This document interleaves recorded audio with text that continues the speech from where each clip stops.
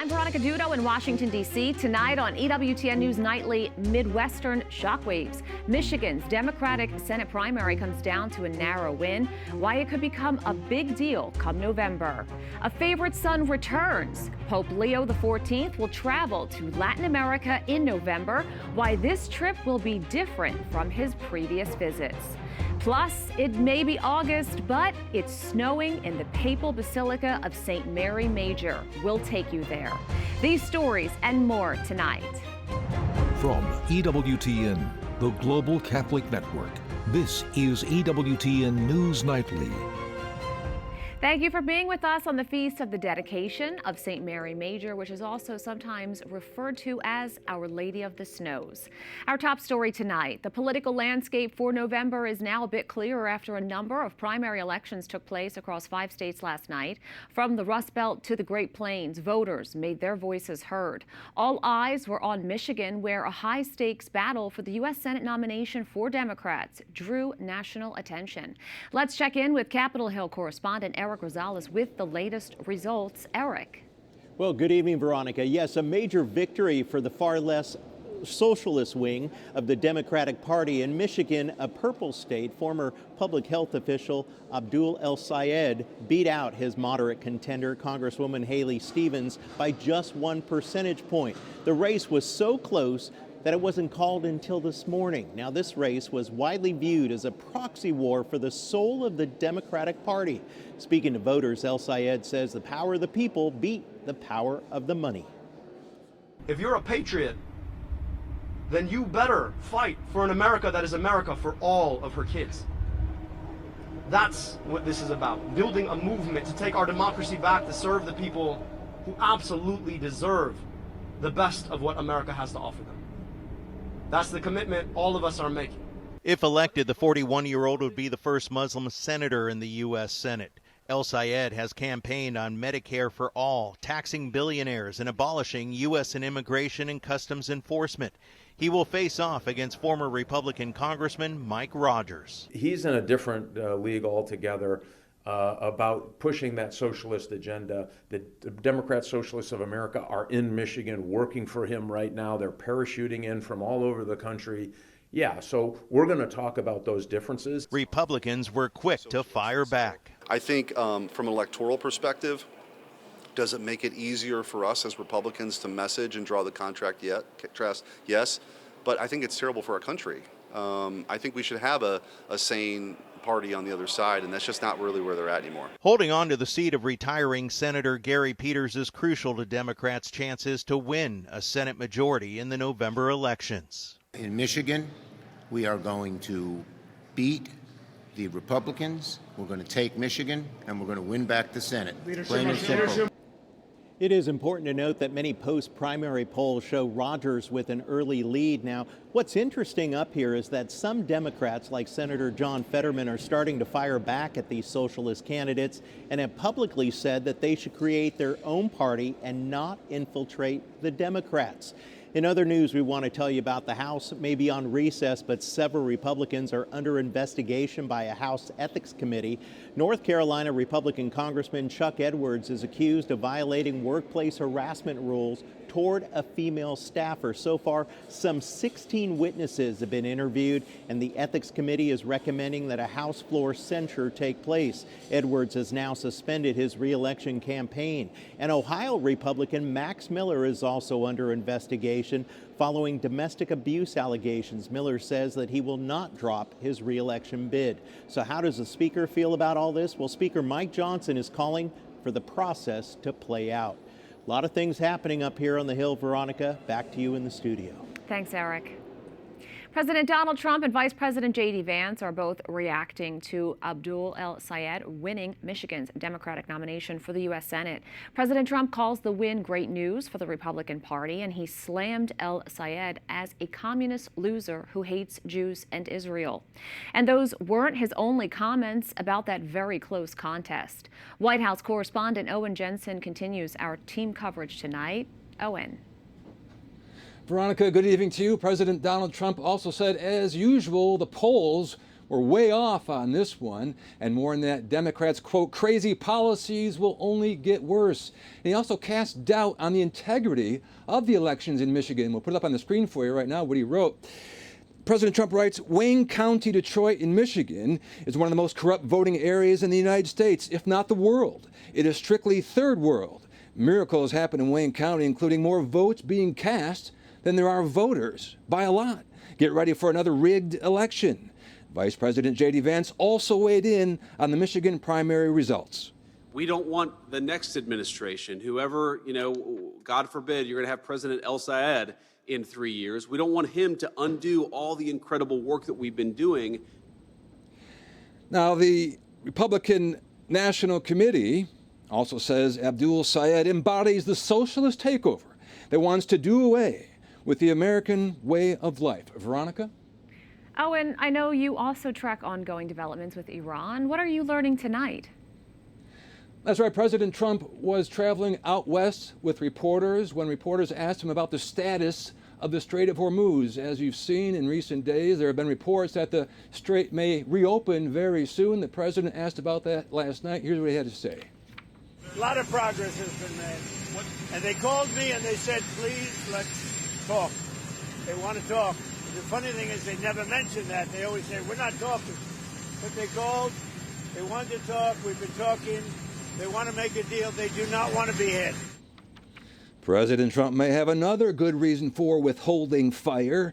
Reports claim the U.S. is running low on key missile defense weapons. But Secretary Pete Hegseth posted that is not true. And President Trump is returning back here to the White House from California and Nevada, where he was giving speeches and raising some money, doing some fundraising. Veronica? And Owen, while the vice president weighed in on the Michigan race today, he was also discussing fraud. What did he say about that? Yeah, very interesting day. The vice president met with lawmakers to discuss stiffer penalties for fraudsters. He wants states to share their data so they can use technology to fight back against fraud. But I think the American people would be shocked to learn, because I was certainly shocked when I learned it a few months ago, that when we send tax dollars to the states to administer the STAT program, we have no visibility into who is ultimately getting those benefits. Data sharing should be a requirement for participating in these programs, because that will unleash the power of American AI ingenuity and innovation in these agencies to stop the fraud before it happens. Because once it goes out the door, it's very difficult to get back. Now, the White House says in the past, if you committed $1 million in fraud or less, you were unlikely to ever be criminally punished. And the Fraud Task Force said today it's identified $230 billion in fraud and stopped $56 billion in fraud payments from going out. A very busy day here at 1600 Pennsylvania. Send it back to you. A lot happening. Owen, thanks so much. Dozens of immediate family members of active duty U.S. troops have been detained by federal authorities after immigration protections for military households were officially ended. At least 55 spouses and parents of American soldiers have faced removal proceedings, with many spending months in custody. Affected military families describe a severe emotional toll. Meanwhile, former military officials warn that targeting the households of active duty service members risks undermining troop readiness and could pose a threat to national security. Most of those detained have been released, but they still face proceedings in court. Overnight, Russian missile strikes on Kyiv and surrounding areas have killed 17 people and wounded dozens of others. Ukrainian officials say the barrage targeted civilian warehouses. Moscow claims it hit military logistics centers. The deadly assault highlights Ukraine's critical shortage of air defense interceptors. President Zelensky is urging allies to speed up deliveries of Patriot systems or impose harsher sanctions. The overnight strikes follow just days after a drone incident in southern Russia, where Moscow reported that falling debris from a Ukrainian drone struck a packed beach, claiming at least 7 lives. Ukrainian President Zelensky has shared chilling video of a Russian drone hunting a civilian vendor. The footage shows the man desperately trying to flee as the drone circles and strikes the car where he tried to hide. He sustained injuries to his back and limbs. Zelensky says the world must see this evidence of Russian soldiers targeting civilians, a tactic the UN recently labeled a crime against humanity. China is retaliating against U.S. sanctions by slapping restrictions on 7 American entities, including biotech and research analytics firms. Beijing is also clamping down on drone exports to the U.S. The move follows a Trump administration ban on Chinese advanced robotics and power converters. This is in addition to the blacklisting of over 40 Chinese firms. Despite the economic crossfire, Chinese leader Xi Jinping is still expected in Washington next month to meet with President Trump. Recently, Washington also hit dozens of nations, including China, with tariffs up to 12.5% over forced labor concerns. We have a lot more still to come on EWTN News Nightly. Legal battle. New York's terminal patients now have the right to die, but can the state force religious ministries to participate? The major ruling you need to hear about ahead.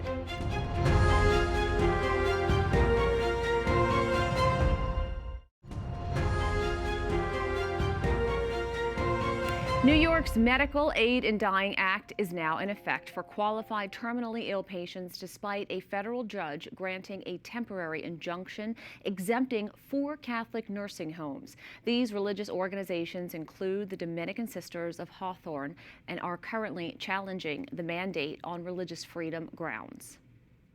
Joining me now is Adele Keim, Senior Counsel at Beckett, which is representing the Catholic plaintiffs in this case. Adele, thank you so much for coming on. Veronica, thanks for having us. New York's Medical Aid in Dying Act takes effect today. What does the law require of healthcare facilities and providers, and why do you argue that it left Catholic ministries with no meaningful religious exemption and no choice but to challenge it in court? Well, Veronica, New York has passed a really broad assisted suicide law. Other states, think of Oregon and Washington State, when they legalized assisted suicide long ago, they created an opt-in regime. Providers who wanted to provide assisted suicide could opt in, and facilities, hospitals, nursing homes that wanted to allow it on their premises could opt in. New York has done something different. New York has created an opt-out law. The presumption is you're in unless you opt out. Even if you're eligible to opt out, which Catholic entities are, you can only opt out of the last 2 steps in the process, prescribing and ingesting. You can't opt out of your obligations to counsel patients about assisted suicide and the quote unquote benefits it would provide to them as they face the end of their lives. Catholic providers can't do that. It also doesn't let you opt out of letting your doctors qualify patients, take them through all of the steps they need to go through to get the drugs on your premises, in your hospital rooms.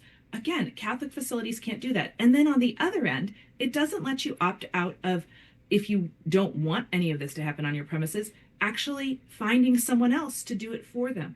Catholic entities, Catholic providers can't do that. If they can't help you kill themselves, they can't find you another doctor who'll do the deed instead. So the Catholic providers, the sisters, had to come into court and tell the federal courts, as is the federal court's job, hey, you need to protect us from this state law because it is violating our fundamental rights. A federal judge has temporarily blocked New York from enforcing it against the sisters while the court case is ongoing. Can you briefly explain why that ruling is so significant? It's a huge, huge step in the right direction, Veronica. The right to assisted suicide is not a fundamental right. The U.S. Supreme Court has said that under the U.S. Constitution, and the New York Supreme Court has said that under the New York Constitution. There is no fundamental right to kill yourself under New York or U.S. law. But you know what there is a fundamental right to, Veronica? Religious freedom. So the federal court has said that while our very serious and fundamental religious freedom claims are in court during this initial phase, the state of New York will not be able to enforce this law against the sisters who are trying to help people live to the end of their natural lives. Adele, thank you so much for joining us, and please come back to give us an update. Thank you, Veronica. Joining me now is Colleen DeVos. Her father was a practicing Catholic with a terminal illness who chose to end his life through Canada's MAID program in 2023, despite his family's efforts to change his mind. Colleen, thank you so much for coming on today to share your powerful story. Thank you very much for having me. Could you take us back to when your father first told you and the family that he intended to pursue MAID? How did you react, and what was that experience like? My father wasn't very forthcoming with his intentions, unfortunately. We did see some very fragile moments during the course of his illness, especially as it proceeded to overtake him, where he had mentioned it. We were advocating very strongly for hospice care or at-home palliative program, which is available to us. He seemed to agree with that, but unfortunately, as his symptoms became worse and the palliative program came into play, the nurse practitioner who was in charge of his medical care at home talked to him privately about his wanting to pursue the MAID route. Now, he was 85. He also suffered from COPD, and you've described this as being able to book this even easier than an oil change. When you look back, your family felt increasingly sidelined during this process. Can you explain why? Yes, we did. I think that we were in the trenches so much trying to work very hard for palliative care, hopefully hospice admission. He was turned down on 2 occasions, deeming that his diagnosis wasn't enough to warrant hospice care. Unfortunately, that was a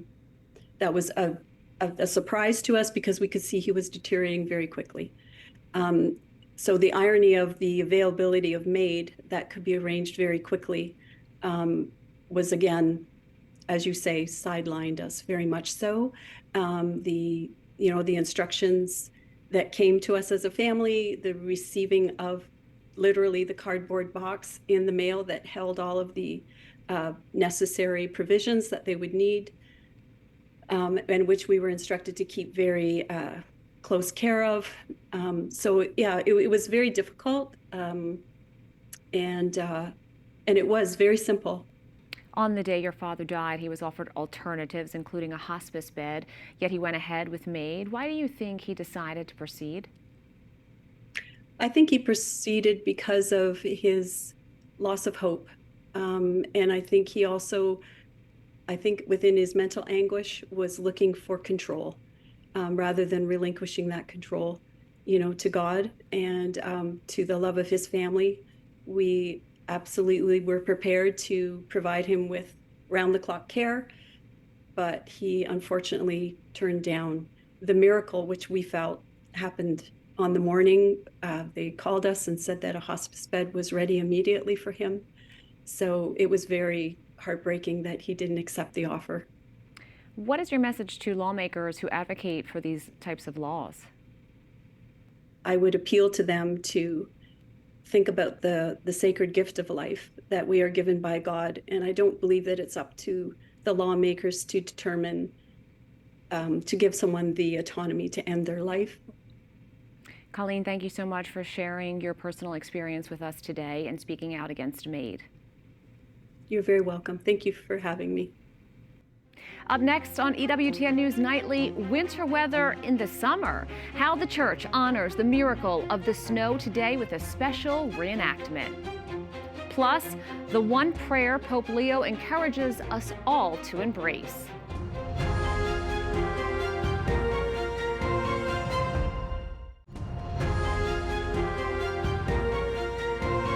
We have new details tonight about the Pope's upcoming visit to South America. We now know when and where he will go.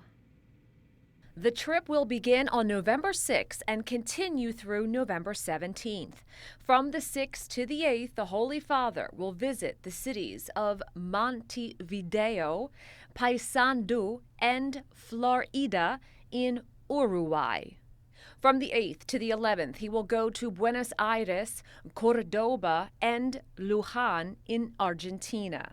Then he goes to Peru, where he will visit Lima, Chiclayo, Cusco, and Pucallpa from the 11th to the 17th.